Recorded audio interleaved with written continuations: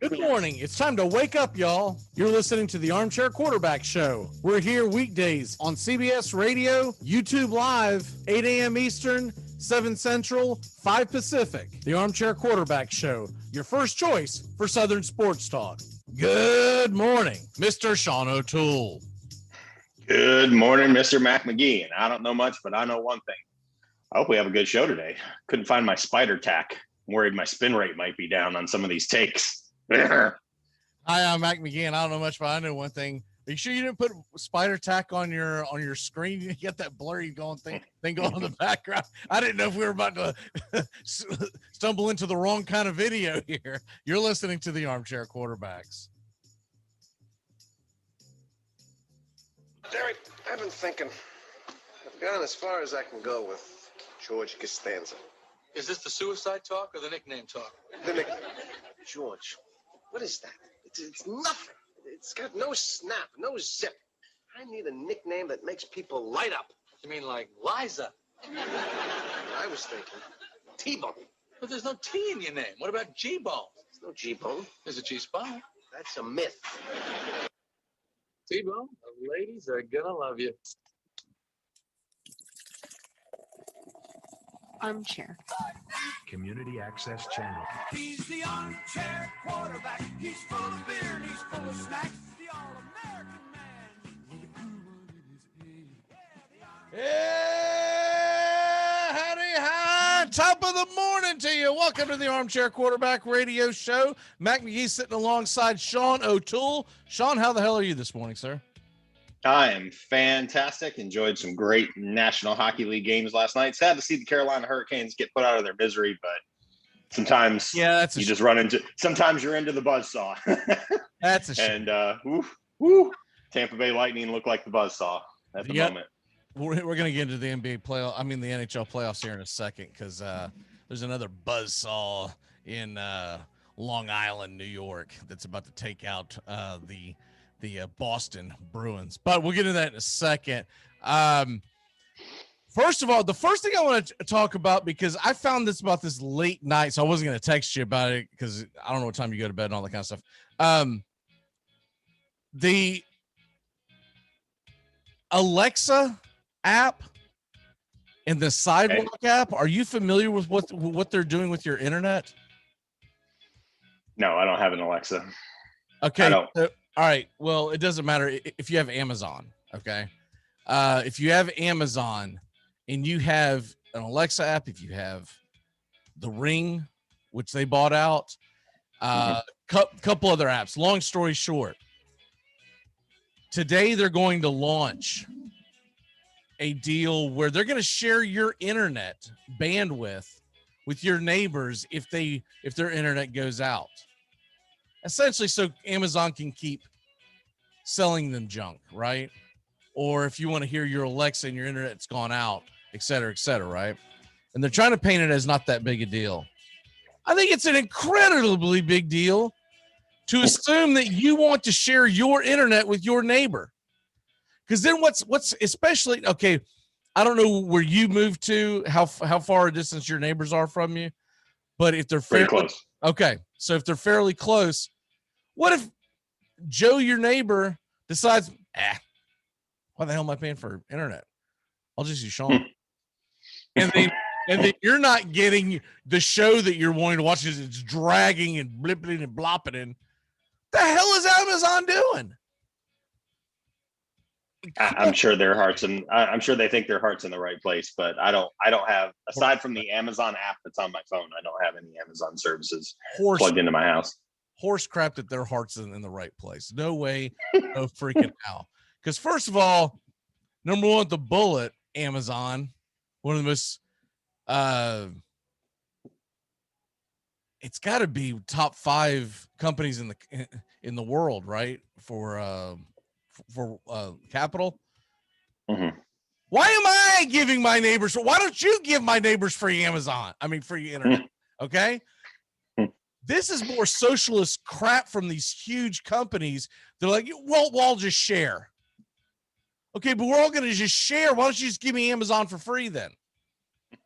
I'll let Joe, the neighbor, scheme off my freaking Amazon. Okay. I mean, off my internet. If you just waive the damn, the Prime membership fees and any kind of shipping, Right. any kind $7 of shipping, a month. right? Any kind of shipping that comes to me. I don't want to hear about, is it Prime eligible? Any kind of shipping that comes to me, you foot the bill, and then I'll let Joe the neighbor scheme off my freaking internet. What the hell is going on? I was so pissed when I heard about this because I told my wife, I said, I guarantee you the average Joe has no idea this is going on. You don't have the option to opt out or opt in when they go live today, or maybe it's tomorrow. Today might be the last day. The point is, you don't have the option. You have to know about it and then go into your app and disable it. Yeah, I'm reading about it right now. I didn't know anything about this. So yeah, I didn't either. I don't even know where my wife came across. I'm sure it was, some Facebook post or something like that. But yeah, it's unbelievable. And so real quick, if you want to know how to disable it later, you go into your Alexa apps settings, you look for sidewalk, and you disable it. They're calling it sidewalk. Like, oh, sidewalk. Yeah. Side hustle is what it is. But you go into that, or if you have the Ring, which we have. I didn't even know that Amazon had bought Ring out. But anyways, they're all putting it together a little nice, and then you got to pay the internet bill. So anyways, right. Yeah, that's this didn't come across my radar because I don't have an Alexa or an Echo smart speaker, and I use Simply Safe for home security. So I that's why this didn't cross my radar. But yeah, that's pretty sketchy. It didn't cross my radar, and I have it. Ripping through my freaking apps, disabling apps, and discontinue. I don't even use the Alexa app, so I just went ahead and deleted that damn thing. That thing's worthless. Alexa, play, country music. Okay, firing up classical music. Dude, wait, what? No. I don't need Alexa. I need Betty Sue. I need a country girl to interpret what I'm telling her. Alexa's a little too highbrow for me, for her to understand what I'm saying. All right, moving on. Najee Harris is impressing folks at Steelers camp is what they're saying. We'll go ahead and hit the first quarter of the Armchair Quarterbacks here. They're saying that he's impressing. Look, this was a news thing yesterday. It'll hit the news cycle. A lot of people were talking about it. I don't know why this is surprising anybody. The guy impressed the hell out of me the entire 2020 college football season, right? And I said all along, y'all, the NFL is going to screw up. They're going to let Najee Harris fall to the damn Steelers. They're going to let Mac Jones fall to the freaking to Bill Belichick and the Patriots, and that's exactly what happened. And then you wonder why I won't pick on the Lions today. And then you wonder why the Houston Texans are the Houston Texans, right? Because it all comes from the front office. If you can't see that Najee Harris was the most impressive athlete in this year's draft, I believe. Now, right below, I would probably put the tight end Pitts from Florida that went to Atlanta. From Florida, yeah, the one that went to Atlanta. But Najee Harris, dude, he has muscles in places where people don't have places, and the leaps that we saw him in the college football season, it's unbelievable. Yeah, he was Brian's busting your balls. He said, "Oh, goody, it's Sean today." Laugh out loud. Oh wow, thanks, Brian. We definitely appreciate you listening. Is that the Panthers fan?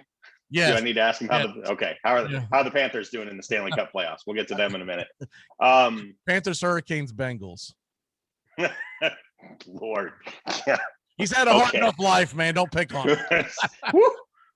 Thought being a Detroit sports fan was tough right now. That's pretty bad. He hasn't had a good year in like 25 years in sport. I saw a lot of stuff popping up on my feed yesterday for the Lions too, and I think this is NFL training camp boredom season. So there was a post from a few people that were like, "Oh, Jeff Okudah looks really great in Lions camp." And Jared Goff was only 1 from 7. I'm like, come on, stop. Can we stop doing this? Just stop doing this. Najee Harris is a legit player. I will.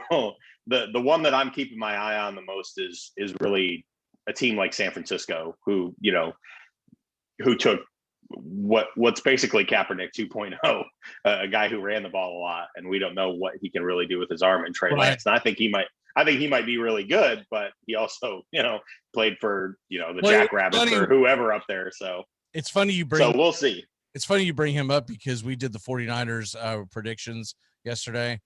And that's the one caveat that nobody knows is that when you get halfway through the season, you're predicting what the 49ers are going to do. You don't know who the hell's going to be behind center, right? I think it's going to be Garoppolo unless a terrible injury or the season just goes to crap. If they're like 2-7 coming out of the gate, they're just going to go, you know what? What's the worst that could happen? I think he's supposedly so raw that Lance isn't going to be able to hit the field early because he just won't. Not only will he not know the playbook enough, which we heard Tua talk about that, right? But it's not just that, but the fact the guy's not going to be able to read defense. I think he's only played like 13 college football games. 13. And so you hit the number. So 13, okay. And oh, by the way, before that, I was running who knows what kind of offense in high school. See, it wasn't 13 games in Alabama, by the way. It was 13 games at North Dakota, right, or North Dakota State, or I don't think he's going to be a mate. But the Najee Harris thing, it's good to hear. Speaking of the 49ers, they've already lost 2 guys for the year. They had a torn ACL on Monday, I think, and then a torn Achilles yesterday. And forgive me, I don't know the names, but they were players that were expected to contribute heavily. So they're already, that team just cannot stay healthy. We're going to have a debate here because you ruffled my feathers last night picking on the Women's College World Series. And you're going to try to tell me that WNBA is better than the Women's College. I didn't say better. I just, you sent me the lineup for the show and said we were covering the Women's College World Series, which I'll be honest, I've been watching the Men's College World Series in baseball. And I'll get to that later because that Arkansas environment that was a religious experience. By the way, and I don't mean to cut you off. Have you ever caught the Texas A&M chant if someone walks on 4 consecutive pitches? Have you ever heard this? No, I haven't seen it. So I meant to make it a part of the open of a show one day. It didn't fire, and then it's hard to explain, but the way I do it, I deleted the video and now I can't find it, okay? Because it was expected to be used on that day. They do this thing where if you walk them on 4 straight pitches, okay? They don't do it if it's just like a 3-2 walk. I don't believe. It's just if you walk them on 4. Then the next guy who's coming up, okay, the entire crowd starts chanting, ball 5, ball 5, ball 5. This guy comes on rattle, dude. They got it to ball 8. It was a 3-0 count. He finally throws a strike, and then the crowd got off of him. I was like, that is like the coolest thing ever, man. That is great. I wish they would do that in the Battery in Atlanta, right? Just start chanting. That's awesome. It's got to get in your head, Well, yeah. We haven't seen that many times in the pros. The one that always comes to my mind is the Pirates fans getting to Johnny Cueto when he was with the Reds and he, dropped the ball on the mound and stuff like that. They just kept razzing him. But I don't watch a lot of regular season college baseball, but once we get to regionals and super regionals, I watch because if the home team that's hosting the regional is good, man, those crowds are some of the most electric things you will see in all of sports. They're into it. They're invested. They have, as you mentioned, really good chance. And they're just, really whomping the other team and trying to get in their head to give their team an advantage. Arkansas almost lost this weekend. They were behind until the 8th inning and then pulled away. And Arkansas has been, one of the 5 best teams in college baseball all year. So it was just a great environment to see. To be honest, I think they're the best because when you combine their pitching with their hitting. But the thing is, the World Series doesn't start for 2 weeks. Right. This is round 1. This coming weekend, that's when it really gets amped up for me. Super regionals. Regionals. FSU is out of it, and Florida's out of it. So I don't have anything to pull for or pull against. So now I'm just going to enjoy it. Okay. So I couldn't tell you how happy I was to see Florida go 2 in barbecue. I was like, they lost 19-1 in the second game, and it was in Gainesville. Oh yeah. I wasn't watching the game, but just having my social media feed open, Tony's Twitter told me all I needed to know about what was going on because he was at the game, and I think he was like, both of them. time to hit the lake. he was both of them. He drove down for game one after he did our show on Friday, and I didn't know that he was planning on going to game two, but I guess he just decided because he didn't say he was going to game two. So he and his dad took game two. And I started seeing the score, and I was like, you know, as much as I hate the Gators, man, I hate the fact that Tony went down there and just see them get destroyed. Yeah, I want the Gators to lose, but I would have liked to have seen a more competitive game for him than to, you know, because you're talking about essentially a 2-hour, 3 to 4 hour round trip, along with getting your brains beat in and the rain delays. But anyways, the Women's College World Series, man, if you have not been watching it, I got into this sport about 5-6 years ago, somewhere in that area. Because before that, the sport to me always bored me because I would watch it and every single game was like 1-0, 2-1. And it felt like a soccer match where if you got a 2-0 lead, it was insurmountable and Katie barred the door. And I don't know what the hell happened in between, we'll say 10 years ago and about 5 or 6 years ago. But the offense, maybe they're just getting better athletes. Maybe that's got something to do with it. But it's not the same sport as baseball, so I can compartmentalize it in my head. I'm watching fast pitch softball. I'm not watching the girl version of baseball. When I watch the WNBA, I'm watching the very terrible girl version of basketball. And it sucks. And then no one can dunk. And I'm with Shaq. I know they got on him, but I'm with him.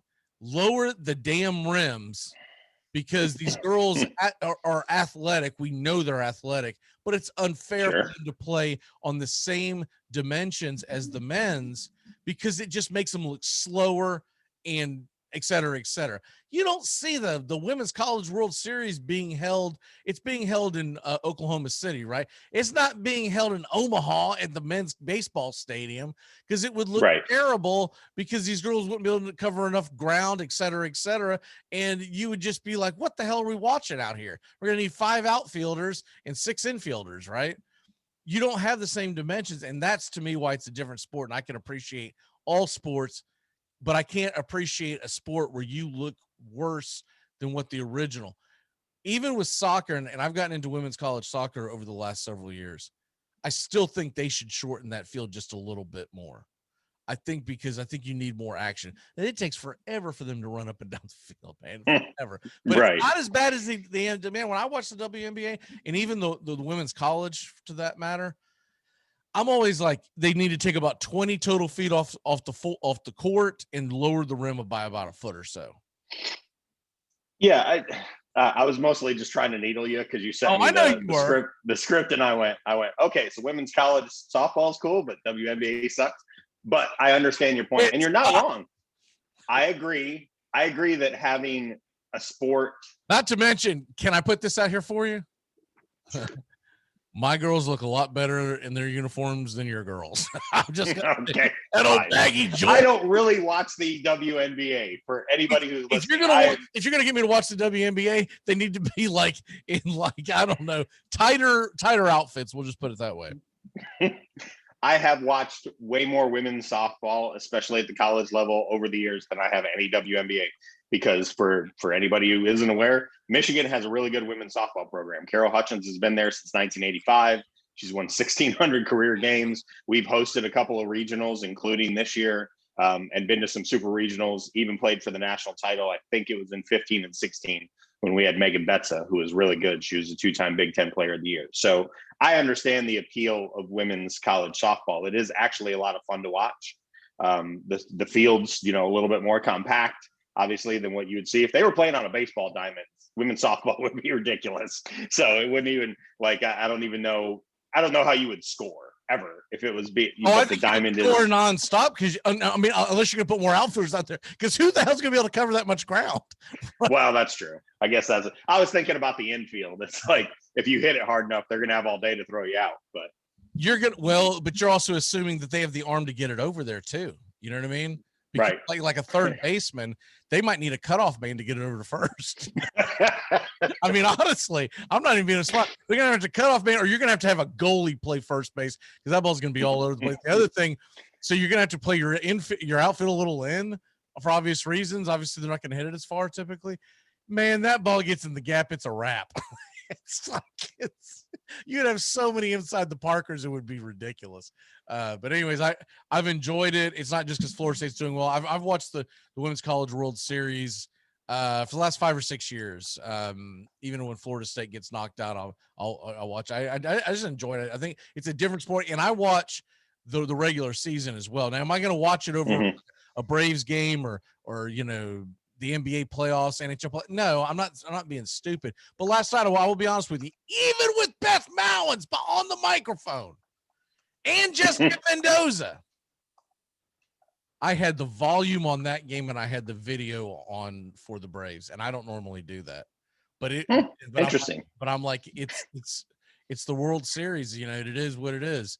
These things won't come around every damn year. So now Michelle Smith, by the way, is phenomenal, and they don't give her enough mic time. I mean, Beth Mowins is just a full-blown disaster. That's the nicest thing. Yeah, I was just about to ask you what proof of liquid was involved in you listening to Beth Mowins, but it's Florida State, so I understand. I'm not gonna lie, every once in a while I have to hit the mute button. I just can't with this. And they go to do the wide shot of the three of them pregame, and they're as they're talking about the pregame, so they got the wide shot so you can see them from head to toe. And I was like, stupid Beth Mowins. I didn't tweet it because I knew nobody would know what I was talking about. But there's Mendoza. She's dressed nice shoes. Same thing with Michelle Smith. Beth Mowins, she's not dressed terribly. Got sneaks on. And I hate that. I'm like, if you're going to wear a suit, man or woman, if you're going to wear a suit, go the extra step and wear some freaking dress shoes. You see on ESPN all the time. What's the boy's name that ran out the back of the end zone? Orlovsky. He's always wearing sneakers with nice suits. Suit that he went and got fitted, tailored, right? So he went the extra mile. Or that ESPN got fitted for him, that Disney paid for. But Well, what I'm saying is he went the extra mile, right, to look good, right? And then he brings sneaks to the table. And I'm like, every time I see one of them who do it, I don't see Greeny do it much, but every time I see it, I just want to rip their shoes off and beat them over the head with it. I'm like, would you go put some damn put some nice dress shoes? I'll even give you cowboy boots if they're nice and they're not all scuffed up and you wear the suit. That works as well. Sneakers. The hell? Why don't we just wear jorts while we're at it? But I want to call it a wife beater, but I guess that's not PC anymore. That's not a PC term. Tank top, or Osuna or Ozunas. I guess they can start marketing those. We better go to break before I get us in trouble. Let's do that. Yeah, that wouldn't be prudent at this juncture. Let's go ahead and take a real quick break. When we come back, we're going to come roaring into the NHL. We got to do our picks. I blathered on too much about what Amazon's trying to screw you on the internet. We'll be back in a flash.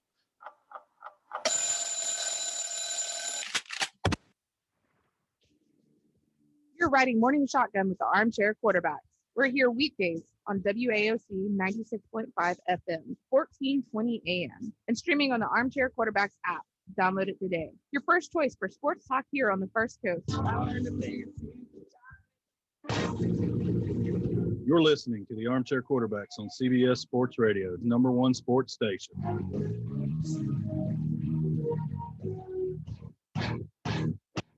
For the first time in 39 years, the Boston Bruins have won the Stanley Cup.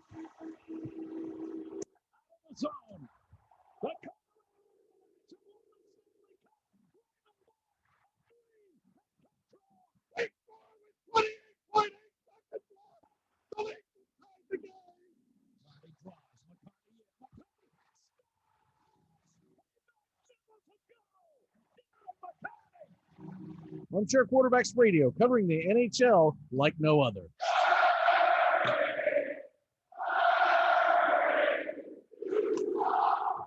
Going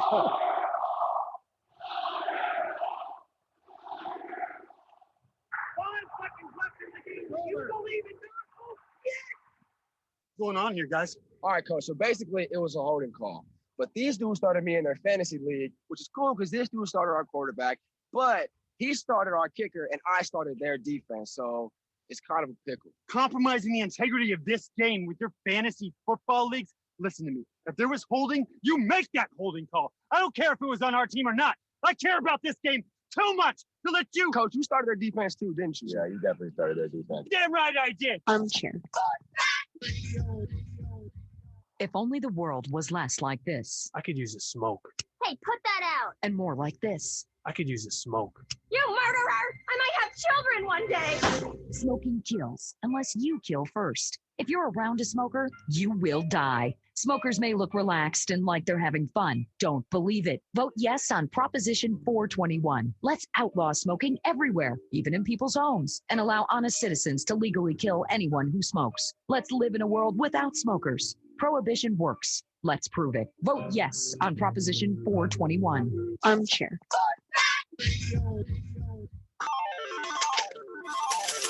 Let's face it, where you're betting is just as important as who you're betting on. That's why I go to mybookie.ag. It's fast, it's easy, and they pay you when you win. Look, I wouldn't be telling you to bet mybookie.ag if they weren't the best. Do the smart thing. If you're going to bet this football season, bet with mybookie.ag. Promo code SKIN. That's SKIN. When you use that promo code, MyBookie will match 100% of your deposit up to $1,000. That's mybookie.ag, promo code SKIN. Why are you the way that you are? Honestly, every time I try to do something fun or exciting, you make it not that way. I hate so much about the things that you choose to be.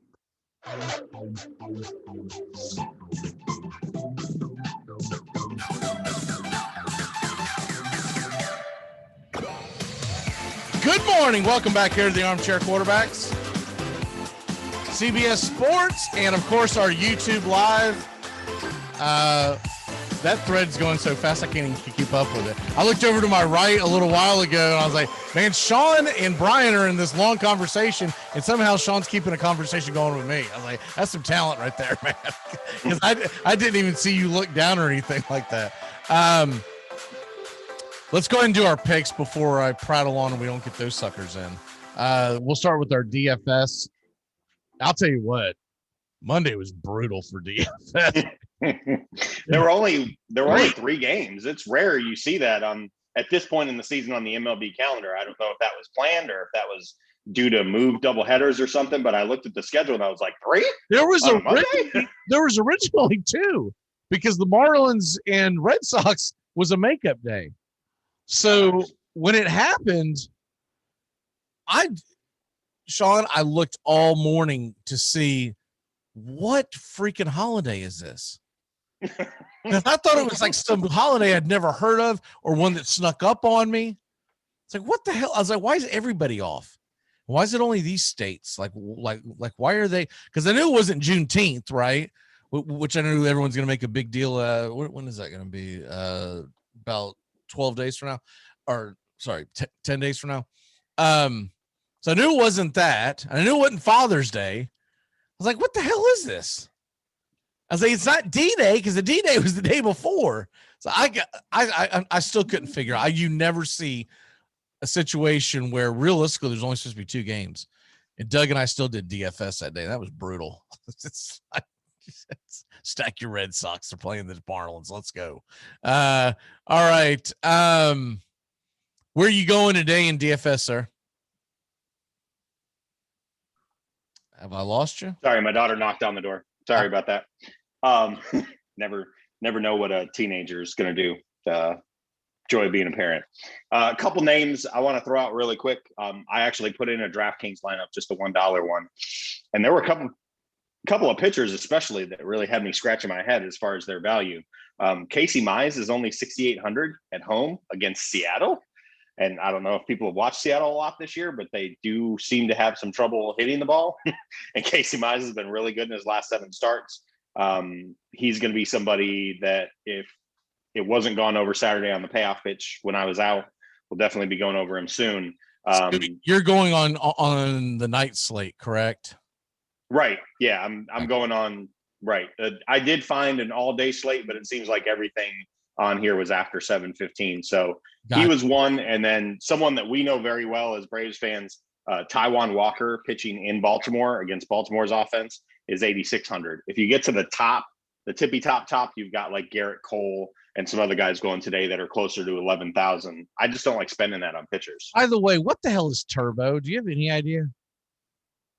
No idea. I always Turbo. Yeah, they're DraftKings lineups. And it says Turbo. Okay. I never want to enter it because I'm like, I don't know what the hell that means, man. That could get. Like, I have no idea. It's like $70 in like 20 seconds. It'd be like our buddy when we went to. Remember when we went to the casino years ago, and our buddy Austin lost his entire wad in the poker room like in 30 minutes after he had just won this huge amount of money. Played the slot like 5 seconds into the hotel. He hits. I don't remember how much money he won, but he won a lot of money for us at that time. We were kids, and next thing we know, weren't you there, Austin? At the Austins, casino? There's so many Austin stories. You could tell me any of them. The one we always come back to is him trying to get us in a 13-on-3 brawl outside of a nightclub. But I don't remember the casino one. Okay, I'm pretty sure that you were at the casino. It was I'm sure I was. It wasn't Vegas. It was the other place, Tunica. I want to say it was you, Austin, and then I don't remember. There was a fourth person. I don't remember who it was. But anyways, this dude Austin walks in the freaking casino, wins all this money when he first gets there, probably like $1,000 or so. I want to say it was even more than that. I want to say it was like $2,000 or $3,000 for a guy who put like $1 into a slot or something. And we were young kids, and we're like, damn, man, you're lucky today. This is your weekend. And this dumbass goes and loses it all in the poker room. And comes out like he's about to cry. And I was like, dude, you'd never go into a room that's got its name, the name of it. Because when we say you went to the poker room, that means those dudes know what the hell they're doing in there. I was like, if I play poker, I'm like in some kitchen on a Saturday night. I'm not going to go into the poker room. That's because those guys know what the hell they're doing. Two responses to that. This will come as no surprise to you, but there are huge spaces of time in my 20s that I don't remember. I think we can all say that. So I don't, that sounds very familiar. So I'm sure I was there. And I always think of the line from Teen Wolf, and I don't remember the whole thing, but the coach of Teen Wolf goes, "There's only 3 rules to life. And one of them is never bet against anybody who's named after a city or a state." I always think about that. It's like never bet against somebody named Tex or Austin. Never go into a room and play poker, right? Don't go into the poker room and play poker. Never. Bad idea. The funniest part about that story is he had a girlfriend, and he wanted to get her a gift. And when he won, I said, when he won, I remember telling him, whatever the girlfriend's name is, I don't remember now. I said, you need to go get old girl a gift. He's like, I'm gonna do that on the way out, on Sunday, because I don't want to, have to keep up with it. I was like, all right, dude. He's flat broke by Friday evening. I'm pretty sure that was the same girlfriend that we told him not to move in with after 3 months of dating. He did, and then was back with us about 3 weeks later. Yeah, I'm pretty sure. Before the sun was down. Hey, before the sun was pretty much like, this isn't working out. I'm like, he's been there 45 minutes. We told you not to go. I'm pretty sure 30 of that was driving. Right, exactly. You took a dresser and she flipped out 2 minutes into you cooking dinner. One of the pitchers I like today is Wainwright at home against the Cleveland offense. I eyeballed him. Yeah, that was a good one too. And then, of course, you got to love Taijuan Walker. He's only 8,600. He's going to be against that terrible Baltimore offense. Of course, I say that as they scored 10 runs on the Mets last night. But that was Peterson. They scored 10 runs on Peterson, who has been throwing batting practice for about 4 weeks. I don't know what they're doing. Dude, I've never seen them in the same room together, but they were technically they were supposedly in different cities last night. But I'm convinced that David Peterson is Drew Smiley. Like I feel they're both lefties. Yeah. I think that tracks. So a couple of lefties who it's going to get. You better score some runs if you're going to win tonight. we're not going to play small ball and get out of here alive. Okay. That's essentially my pick. If I'm going to stack tonight, just looking at the lineup and looking who's pitching, some of the, if I'm actually going to go after like a specific pitcher to stack, I'm not convinced that Miami is going to have that great of an outing by Garrett. That would be one. I'm staying away from the Atlanta-Philadelphia series game because I think both pitchers are going to pitch well tonight.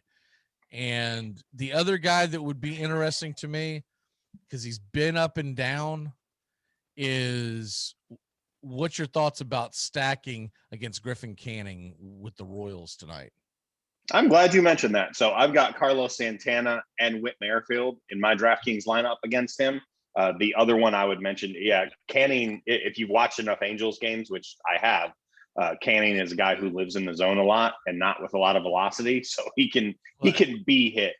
The other one that I would mention, we saw him when he came to Atlanta and just got shelled, is Tyler Anderson's on the mound for the Pirates tonight against the Dodgers. Now, you'll spend a lot on the top of the Dodgers lineup, but in the middle, you've got guys like Will Smith and Gavin Lux that are really affordable. And there's always a chance one of those guys is going to come up with bases loaded and get a BP fastball from Tyler Anderson, who's just, a replacement level pitcher, at this point in his career, pitching in Pittsburgh in front of 75 people. That's got to be a miserable experience. All right, let's go ahead and go for our picks of the day as we go flying into that. I don't know what the hell I did with that damn sound bite. It's been so long since we even used it.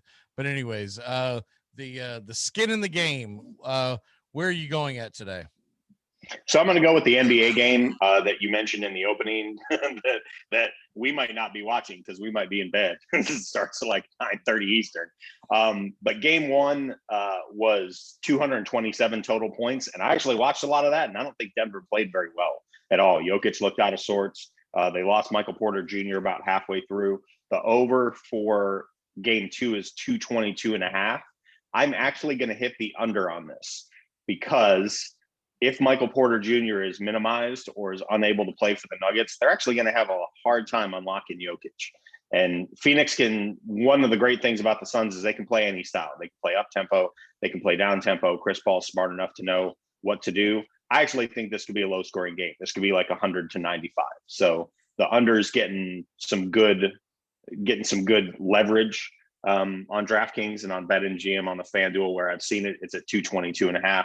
I would take the under. That's mine for today. Okay, mine. I kind of just previewed it a second ago. Taijuan Walker is only minus 130. He at Baltimore going up against Matt Harvey. I know Matt Harvey might have a little extra oomph because he's playing against his old team, the Mets, but it's not like he's in Gotham, right? So I just think the Mets are going to be hard to beat today with Walker on the hill. If you haven't watched Taijuan Walker pitch this year, has been phenomenal.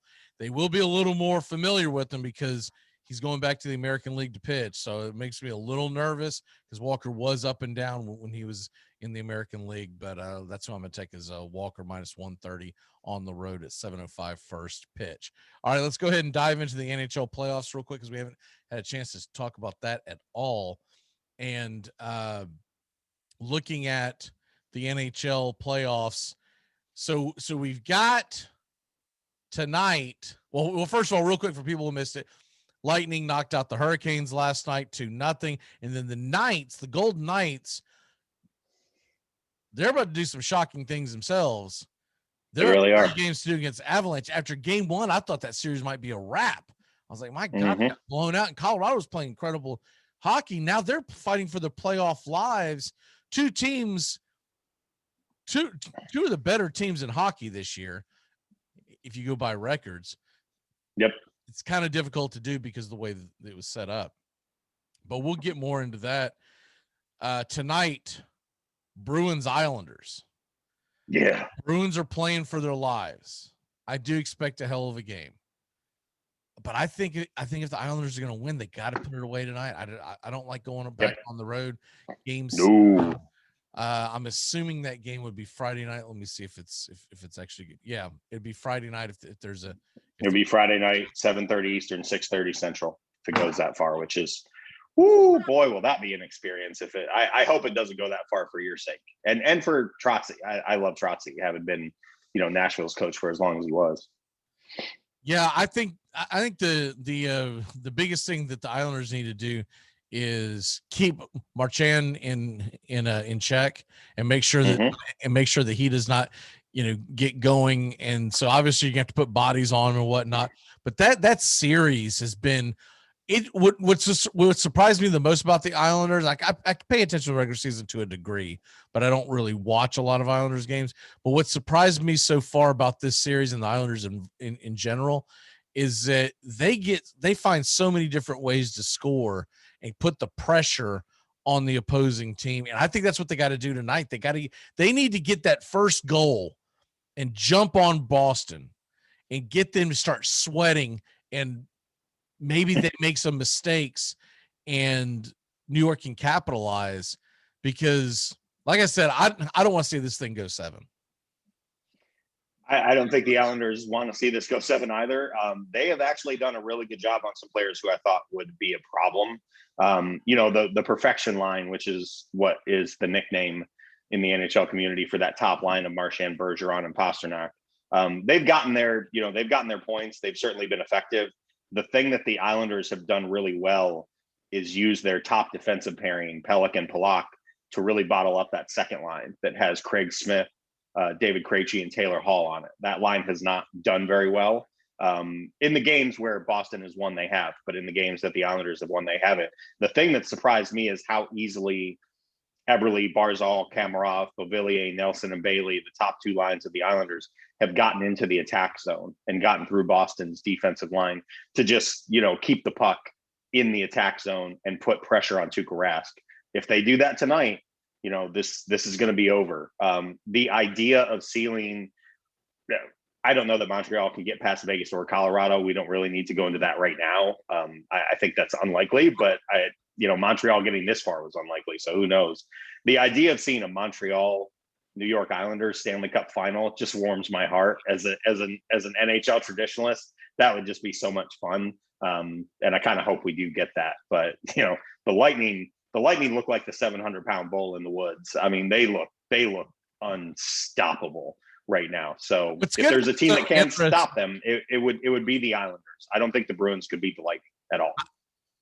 And whoever gets past, what I'm excited about is the next round. We're finally going to get to see different teams play each other, because they've all been playing the same little bubble all year long. And so we don't really know how good the Canadians really are. What if they're a fraud? It's true. And then at the same time, what if they're a juggernaut? Because they look like a juggernaut at this point. Well, they rattle off 7 wins in a row. But who did they beat? And so that's a fair question. But you can throw that same argument back and forth. That's what I'm really excited about. Let's go ahead and transition over into the NBA. See tonight. Well, first of all, Jokic, is he your MVP? Absolutely, no question. I don't like to waste a lot of oxygen responding to the Max Kellermans and Nick Wrights of the world, because they're just playing a part in a play. They're just out there doing hot takes to try and get clickbait. But the people who say he's not the MVP or he's the most embarrassing MVP ever, come on, stop. He was the best player. He wasn't the best player on the best team because they weren't the best team, but he was by far the best player in the better conference on a team that was a 3 seed. Well, I think something too, and I haven't heard these arguments that you're talking about, but if Kellerman's complaining, his company, Disney, came up with, they invented the PER stat, right? They sure did. He's ranked number 1 in that stat. So if he's got an issue with why people voted for him, you need to yell at your company, because I think that's the main reason why he won, was because we've got now the analytics have creeped over into all sports when it comes to accolades and whatnot. And I think that's why he won it, because nothing he did was outstanding. Nothing he did was the best. He wasn't the top scorer. He wasn't the top anything, but he was number one in PER. And that's basically their war, you know? And PER was created by John Hollinger when he was at ESPN before he went to work for the Grizzlies, and now he works for the Athletic, and Kirk Goldsberry, who's a noted statistician, used to work for the San Antonio Spurs front office. So your history on that is absolutely correct. Okay. Your history on that's absolutely correct. PER is a contrived stat. It's basically basketball war, and he's number one. And the argument that Kellerman and Nick Wright I've heard make is, this guy doesn't look like a superstar. He plays in a non-superstar market, all the typical New York, LA stuff. The ratings are going to suck because it's not the Knicks and the Lakers. And I just that same argument. You can make that same argument for Max Kellerman and Nick Wright's career. Don't really look like a superstar. You're not in a superstar market there, Bristol. So it's like, I know Wright's with Fox in LA and stuff. But, Fox, yeah, FS1. But you catch it when I'm pitching. I used to try to listen to during the pandemic when everything was shut down. They started coming back. I was listening to a lot of Sirius XM. And you would listen to Mad Dog Radio, and I had to just learn to jump the hell off there the moment that Chris Russo's show was ending, because Nick Wright follows him, and it is brutal. And then sometimes he'd trick you, and he'd fill in for Russo on his show, like, get it off. And I mean, it's brutal because he just prattles on about the NBA nonstop and trying to give hot takes. And he'll do it like in the middle of like the season's over, and he'll do it in the middle of like a pennant chase. You're like, why are you talking about this right now? Oh, that's right, because you don't know baseball and you have a kind of a grasp on football. Speaking of baseball, before we run out of here, MLB's cracking down. It could be coming in the next several days where they're going to have the umpires going to start coming out to the mound to look for spider tack and anything else. It's like a sticky substance. Sunscreen, rosin. Right. Yep. Now, here's the interesting thing for people who haven't been paying attention to this. Josh Donaldson shot his mouth off about Garrett Cole. Garrett Cole was peppered with questions. It's either yesterday or the day before about it. It was yesterday. Yeah, it hit yesterday. And he kind of sidestepped it. He never denied it, but the point is 8:00 Eastern in Minnesota, Garrett Cole's taking the mound against Josh Donaldson. Boo, yeah. And the funny thing about this that I did not know, so I guess Trevor Bauer had tweeted out about 3-4 years ago, basically admitting that he did it and everyone else does it, right? Mm-hmm. I know I had heard, I don't remember it, but as much college baseball as I watch, I'm sure I saw it, just don't remember it.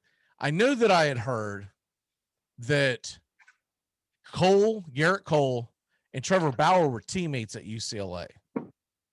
What I did not know, they didn't get along. They didn't get along at all.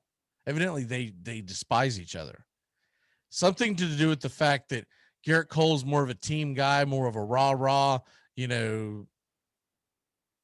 for lack of a better term, he's a good fraternity brother type of thing. Mm-hmm. Trevor Bauer, to no shock to anyone listening, he's not. He's his own man, right?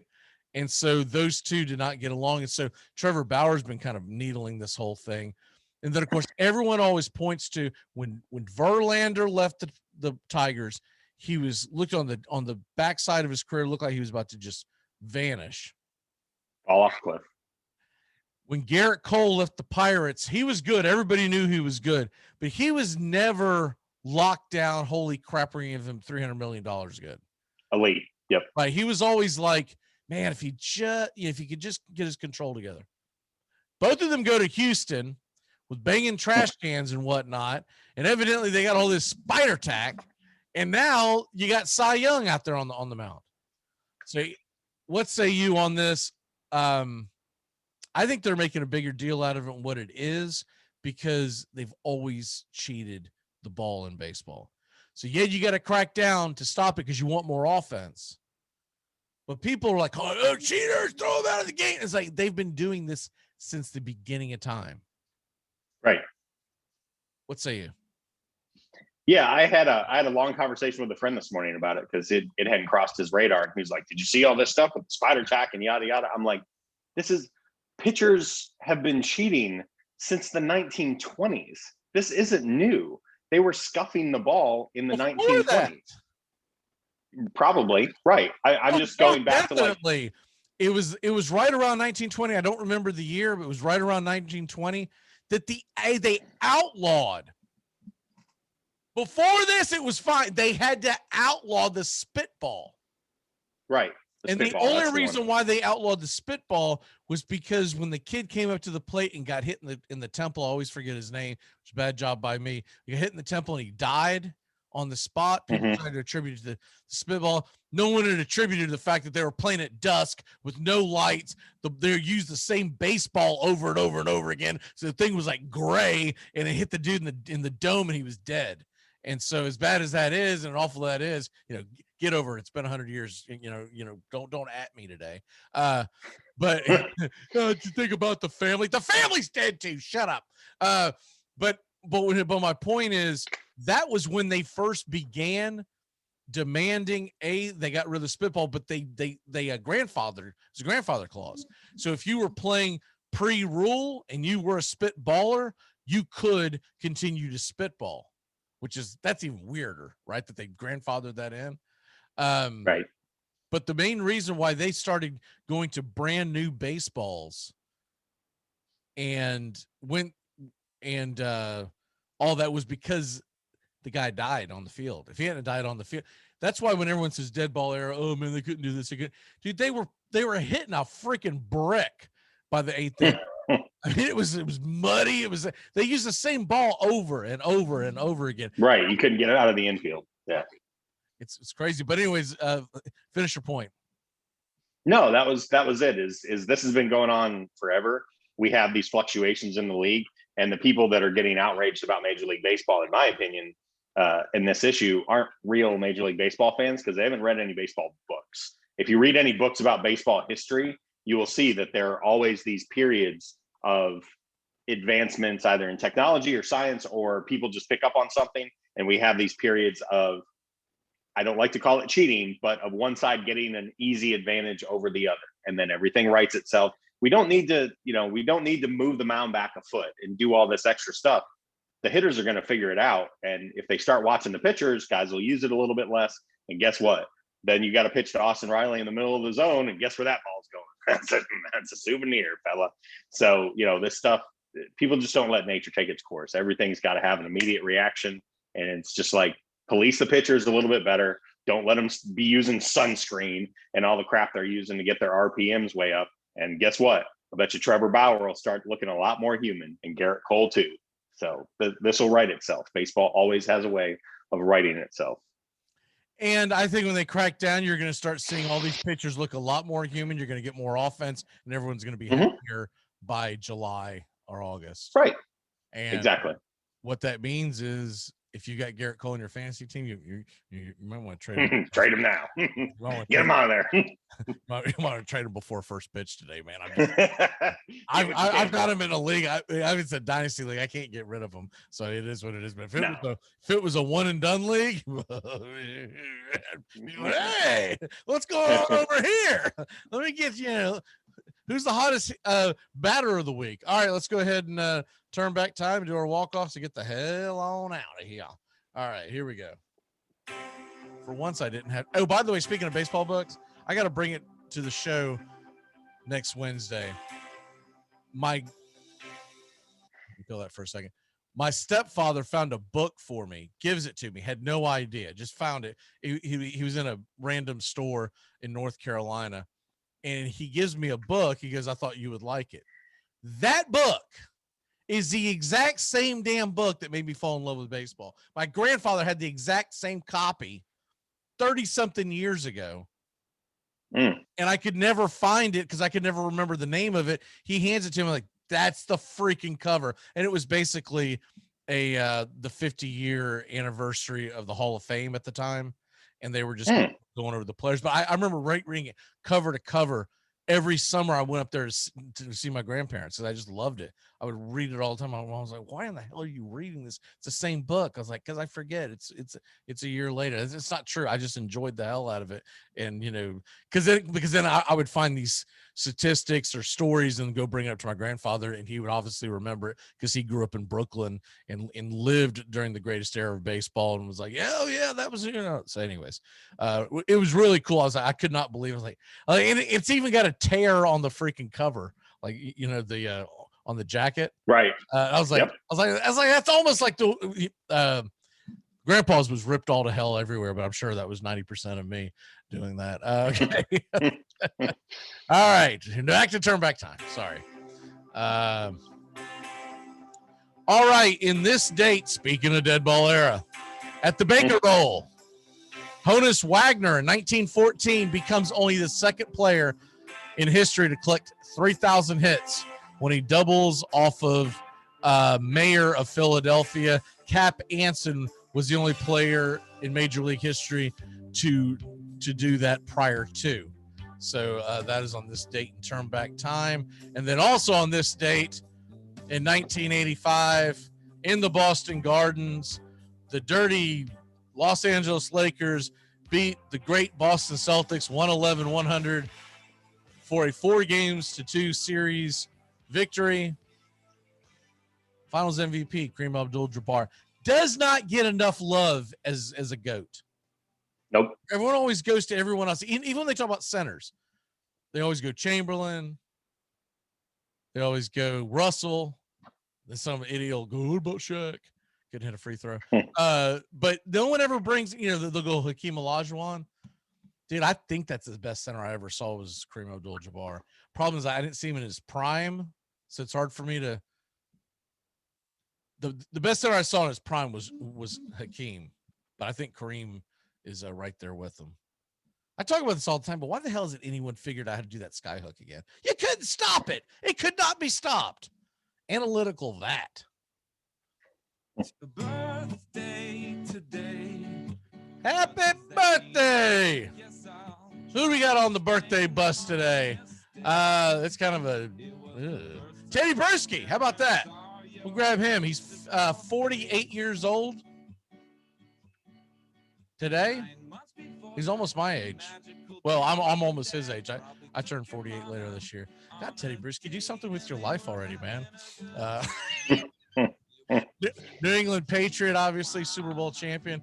I like Bruschi. He's one of the few people on ESPN that I still like. And you know what? I remember this from last year. Him and Jeff Saturday shared the birthday. I remember talking about this last Interesting. Jeff Saturday. What I didn't know about Jeff Saturday, because I guess I didn't read it last year, he's from Atlanta. I don't know why, but I thought he would be Midwest because he played for the Colts. But that bastard better be a Braves fan. That's all I know. What is your walk off for the day? My walk off for the day is go Isles. We talked about it earlier, but I'm pulling for the Isles to get past the Bruins. Isles Lightning is a series that I don't know what you're going to do when they play each other, but that's something I'm definitely very much looking forward to, and I'm kind of just hoping they put the Bruins away. Well, the Islanders, the team of my youth, if they do face each other, I have to pull for the Islanders, but I'm kind of in my own personal hell because that's obviously two of my favorite teams, but I've got, plus the fact that Tampa Bay just won it makes me say the Isles need a freaking championship, right? Right. I don't know. I've thought about that a lot because when I did my, pre-playoff look at it, I was like, man, there's a good chance that the Isles and the Lightning are going to face each other. And I'd like to see Trotz get one. I'd like to see, it would just be a really cool story for New York and whatnot. Tampa's had enough love over the last. They've had pretty good last 18 months. Yeah. Shall we say. The Rays, the Bucks, the Lightning. Jeez. And they were in the state of Florida, so they didn't even go through the COVID hell that was New York. Exactly. Get your house. I was just getting the mail. Get your house. My walk off for the day. I'll tell you what. You talk about busy television day for me. All at the same time, we're going to have Braves Phillies. You can get into the Braves. Braves Phillies. We're going to have Women's College World Series. excited about that. That's actually a half hour earlier, y'all, today. So it's 7:00 Eastern. And then, of course, the Isles. It's all going to be going on at the same time. That's a lot going on at once. Yeah. I know my neighbors are confused because there's a lot of noise coming from my house. And they're like, it is not football season. And it is not, it is not October. What the hell is going on in there? It's cricket championships. What the hell is he watching? All right, brother. Great job. Just a quick programming reminder. You can catch Sean and Steven Saturdays, 10 a.m. Eastern. We do a fantasy baseball analytics show. I'll give you an analytic number for you today, Sean. 31 barrels, and that was before last night's game, so there's at least 32 now. 31 barrels. Ronald Acuna Jr. leads major leagues in a number of barrels this year at 31. That was yesterday before the game. So, and he had a good night last night, so that number is up. He beat that freaking ball like it owed him money last night, man. That was a great game. We will see you on Saturday, and y'all remember we've got Braves Country today coming to you at the top of the hour, and then we just started that little 5 to 7 minute show that comes on. It'll be released at noon Eastern, where I just do a couple of the big stories. If you don't have time to watch a full show, just kind of like cut to the chase. It's called Take Me Out to the Ball Game. All right, brother. Great job. We'll see you Saturday. See everyone Saturday. Goodbye, sweetheart. Well, it's time to go. We're back tomorrow with another show. Well, unless we're fired, we'll talk to you then. Goodbye, sweetheart. Goodbye. Goodbye. Guys and gals, it's time to go. We'll see you on the next show. Same bat time, same bat channel. Thanks for listening to the Armchair Quarterbacks on these CBS Sports affiliates and catching the show on YouTube Live. We're here weekdays. Find Armchair Quarterbacks on YouTube Live today. Please subscribe and share and take us everywhere you go. The Armchair Quarterbacks, your first choice for Southern sports talk, live from the First Coast. Gonna get